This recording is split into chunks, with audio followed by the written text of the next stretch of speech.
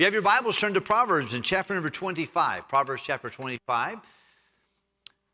We're speaking this month a little bit about training effective leaders and servants for the Lord. And tonight I want to speak to you from Proverbs chapter 25 as it speaks a little bit about training leadership principles that I think that can be very helpful to us tonight.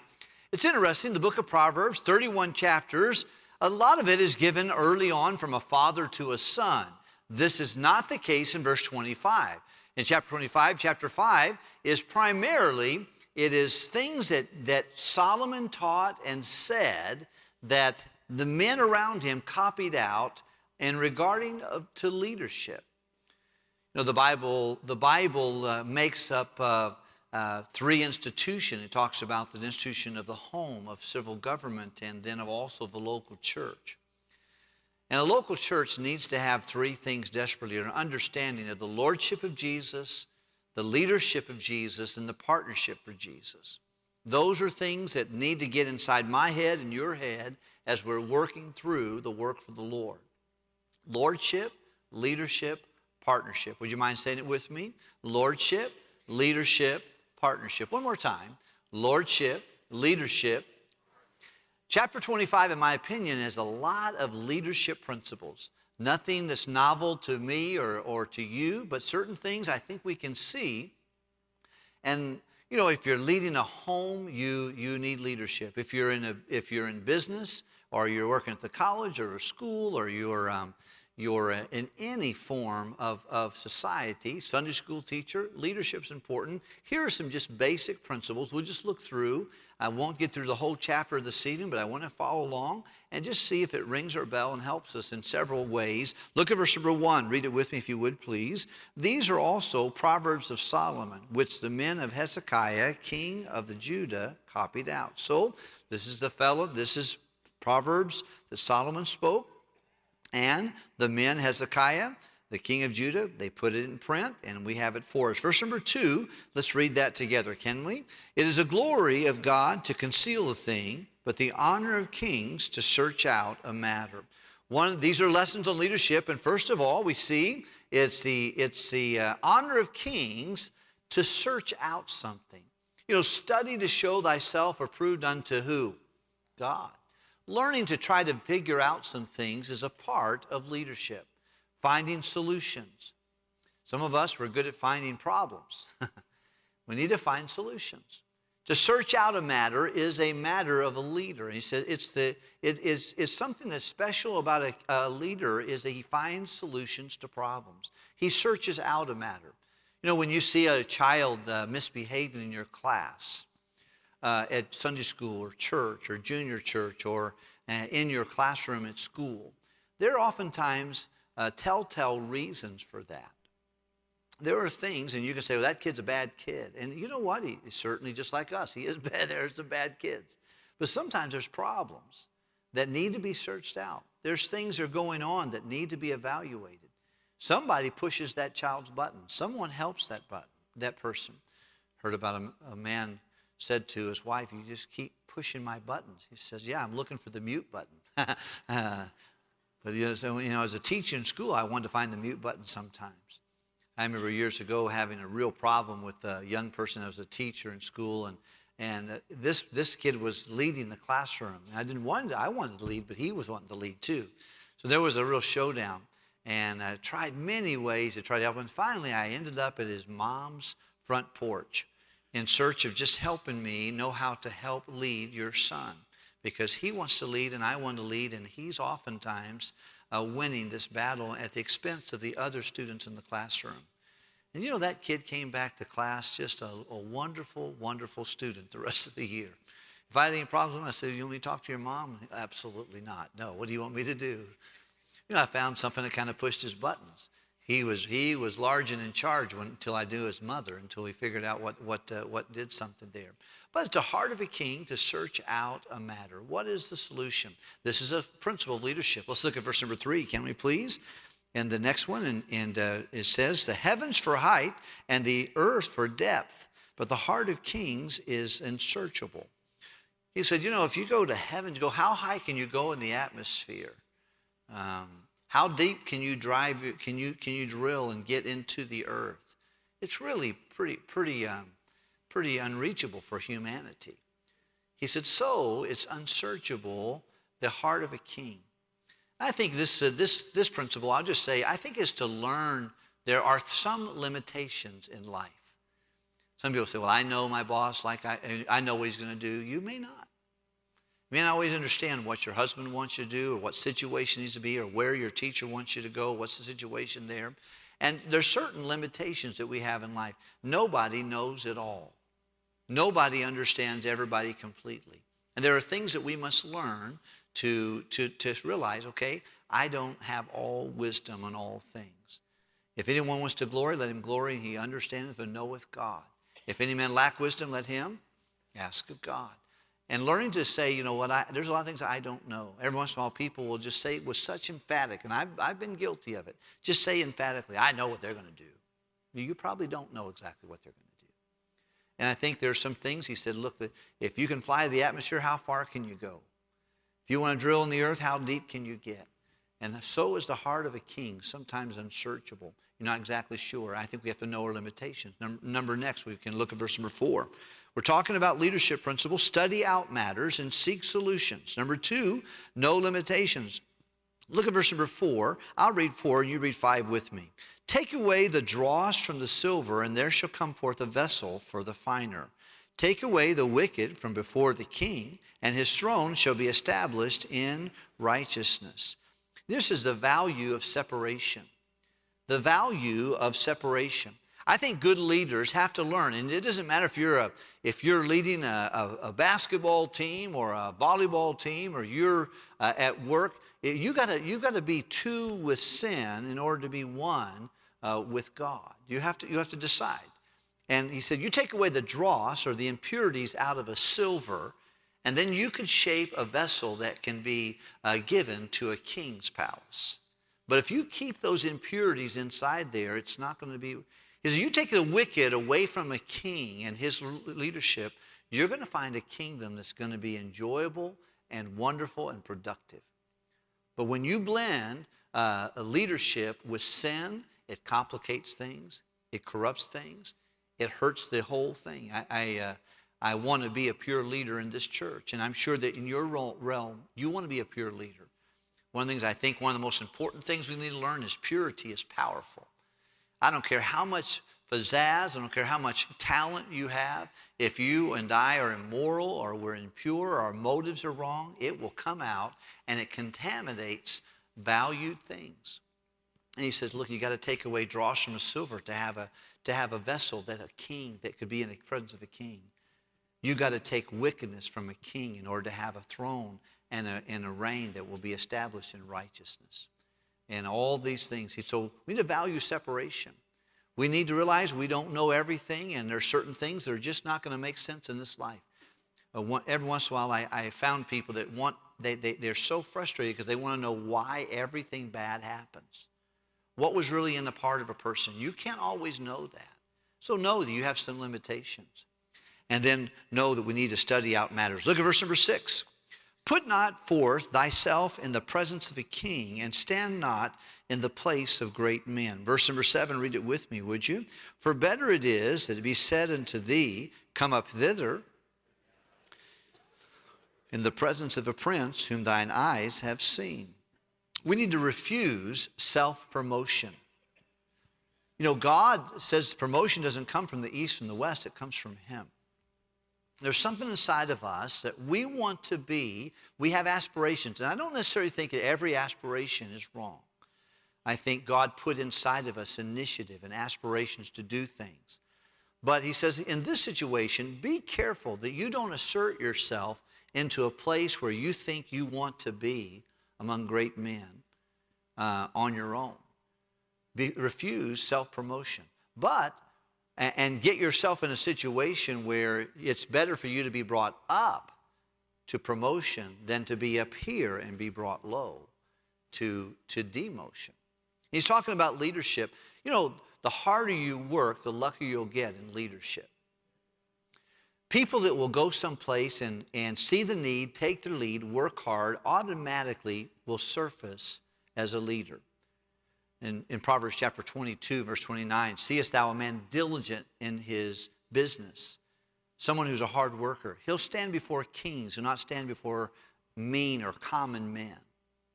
Learning to work hard and letting God promote you at a time. One of the things the Bible says, if we'll humble ourselves, he'll exalt us in due what? Time. There's a time for exaltation.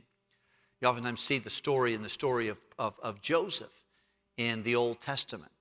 How that he went from the pit to Potiphar's as a prisoner, then a prisoner to Potiphar's house, and the prisoner to a slave, and then from the Potiphar's house he went to prison. And he thought after a little bit of time he'd get out. I could imagine the butler and the baker leaving after telling his story and say, "We'll be back. Don't worry about it. I'll probably have you back out before the weekend." And 2 years later he's still there serving prison food in there. And had he gotten out when he wanted to, it would have been some challenges. He would not have met the fruition that God has for him. But it was 2 years later that he came out at the right time and got an audience with the king. And you know, sometimes you're going to be in doldrums or times where it's frustrating. You don't see any progress. You're doing the right thing the right way for the right reason, and nothing is coming together. Let me just say to you, there is a time for that. And if we try to usurp ourselves into a place we don't belong yet, or we don't belong, it's going to be a very disappointing thing, and you'll be put down rather than put up. These are just principles of leadership. These are things, and I didn't say them. Solomon said them, and I think they're inspired and put in the scriptures for us to make application. Just a couple principles. Let's look at a few of them. Again, study out matters. Know our limitations. We do not have an all-knowing mind to know all motives in the hearts of people. We cannot. We need to value separation, refuse self-promotion. Look at verse number 8. Everyone read that with me if you would, please. Go not forth hastily to strive, when thy neighbor hath put thee to shame. In verse number 10, can we read that together? Debate thy cause with thy neighbor in himself, and discover not thy secret to another, lest he that hear it come put thee to shame, and thine infamy turn not away. Verse number 8, I think it teaches us that we should be slow to strive, slow to fight. Now, some people, strife is their life. They just argument it. They're continually the devil's advocate. They always have something that is they want to stir up. They have a doting question that generates strife rather than building. They're not a peacemaker. They stir it up. And he says here, be careful about being someone that is quick and hasty to strive. Now, of course, in the New Testament, in 2 Timothy chapter 2, verse number 24, the Bible tells us a similar concept. The servant of God must not what? Strive, but be gentle with all men, apt to teach, patient. Once again, we're talking about lessons on leadership. If you and I, what we get, we reproduce what we are. If you're a striving person, if you're a frustrated person, you're going to probably create that among your followers. If you're a calming figure, you can also have a calm. And boy, you need a peace to make some progress. He says, listen, be careful that you're not hasty to get into an argument. Because at the end, you may not know what to do. How many of all of us could get, if we thought about it, we can give situations where we got into a fight or an argument or some sort of a strife, and at the end, we found out we were wrong, the other person was right, and we were embarrassed in the whole situation. How many can think of something like that happening to you? We don't want to raise our hand too high, or we don't want to certainly be given a testimony, but boy, we've done that. We've done that. And we got into it too deep, and at the end of the day, our neighbor hath put us to shame.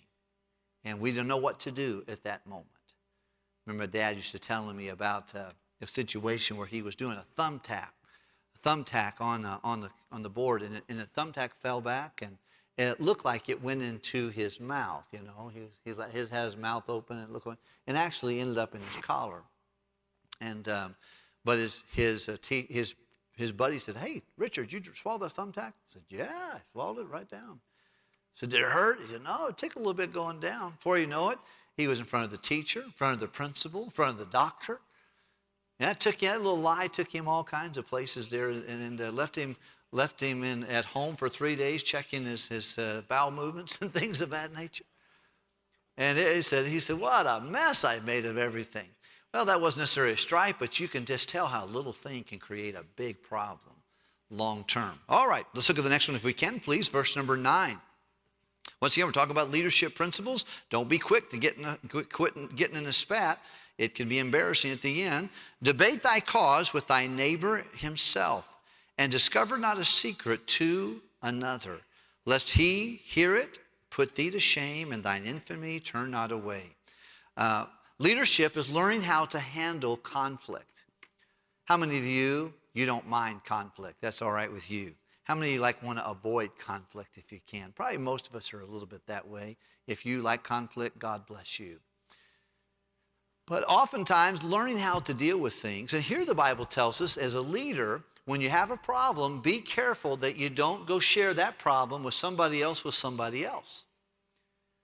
Because it's going to come back around and it's going to cause some infamy. He said, if you got a problem with someone, the best way to do it is to go to that person alone and try to solve that problem. Because what you say will oftentimes get back into the ear of the person and then gets more complicated. It's just a biblical principle. I was working with someone recently, and I've been there, so I know exactly what they're going through. I've violated this very principle before. But they said something to someone, it got back to them, and then there's all kinds of complications as a result of that. And they're saying, what can I do? And I said, can you get an audience with them? And they said, yes. I said, you need to go get an audience with them. Go talk to them directly. If you got a problem with your neighbor, go with them and him alone, her alone, and try to solve it. If you can iron it out, the New Testament says you've won a brother. You've won a sister. And if you can't, there's other things you can do, but be careful that you do not share your complaint with somebody else, because it usually gets back to them. And someone tells someone else, and then, yeah, I know so-and-so's having a problem with so-and-so, and then all of a sudden, it gets out of control. It's like the lady who got up on a roof and took a feather pillow and started throwing feathers out, and then go collect them all and put them back in there after the wind takes them. It's impossible. Look at the next thing if we can, please. Learn how to do that. And usually, a key to conflict resolution is to debate thy cause with thy neighbor himself. Go sit down with them and ask for an audience. Go in humility and try to talk to them. Don't try to win an argument. Try to win a friend. Try to work through a situation. Try to talk through it. Ask questions. Can I just tell you, when you're trying to work through a conflict, accusations harden someone's will. Questions soften someone's conscience. Tell me what you think I should do in this situation. What could I have done differently? Asking questions, how did that make you feel when I did that? When I said that? Well, those are questions that show humility and soften the conscience of someone versus coming in, you never, I know how you are. Well, when you get that going, then you're going to put up some walls and some more ammunition coming your way. Look at the next one if you can, please. Next principle, verse number 11. A word fitly spoken is like apples of gold and pitchers of silver. A word fitly spoken. Learning how to use your words wisely, carefully. And this is something that you're going to have to keep a pure heart, because out of the abundance of the heart, what happens? Your mouth begins to say things that it should not say. And it reveals our motives, it reveals our malice. If we have issues with somebody, it really complicates things. He said, but as apples of gold and pitchers of silver, so is a word that's fitly spoken at the right time. Most of us can remember people that have diffuse situations. See, little people make little problems big. Big people make big problems little. And oftentimes it's with a word. It's where the Bible says a soft answer turneth away what? Wrath. But grievous words, what do? Stir up anger. Create more issues and more problems in somebody. So we're talking about leadership principles, and he says, be careful. Use your words with wisdom. The problem with anger, and I have a problem with anger, and you do too, but here's what the Bible says very clearly in James chapter 1, verse number 20. The wrath of man worketh not the righteousness of God. So anger, upset doesn't say or do the right thing. You can't do the right thing when your anger is turned upside down. Matter of fact, when we get angry, as I've said before, our brain stays in neutral, but our mouth goes in drive. We stop thinking and we start saying things that we regret.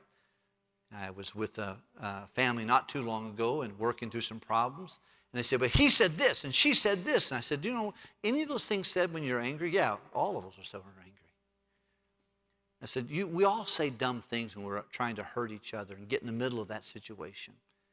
But a word fitly spoken is like pitchers of silver, apples of gold. That's the thought. We'll do one more real quickly. Verse number 12 and verse number 13. Let's read it together. Can we please? As an earring of gold and an ornament of fine gold, so is a wise reprover upon an obedient ear. Real quickly, learning to be able to accept reproof is something very rare nowadays. And it's always been a challenge to humanity. But we don't like it when someone points out a problem we have. And we tend to make an excuse. We got it honestly from Adam. Adam, hast thou eaten? The woman you gave me. Eve, the serpent. We kind of pass the blame, pass the buck to somebody. But learning to accept a reproof is oftentimes in a right way is very rare. And what causes us not to accept reproof in a right way? What is the core reason? Pride. Yeah, we're stuck on how we think, how we feel, and what we want. And boy, when we get that way, it's hard. But he said, boy, just like an earring of beautiful gold, an ornament that a lady would wear, so is a wise reprover upon an obedient ear. Someone who reproves and someone who is willing to say, I'll adjust to that. I'll accept that. I get that. I appreciate that. You pointed that out to me. I'm going to work on it. There's something beautiful about that. You ever seen an employee yelling at the boss? You ever see a subject yelling at an authority? And oftentimes it's because of a failure to accept a reproof. And we take it personal. But it also, pride comes in there, and it's a leadership principle we can learn. One more thing, and that would be the last one. Verse number for this evening, 13. Let's read it again together. Can we please? The gold of soul, so is a faithful messenger to them that send him. And let's look at verse number 19. Can we look at 19? Confidence in an unfaithful man in time of trouble is like a broken tooth and a foot out of joint. Couple principles here, and this is the principle of faithfulness. Whenever you can find a faithful messenger, it's like cold water on a hot day. If I can give a message or give someone a responsibility and they get it done in faithfulness, it's a refreshing thing. It was refreshing in this day and time.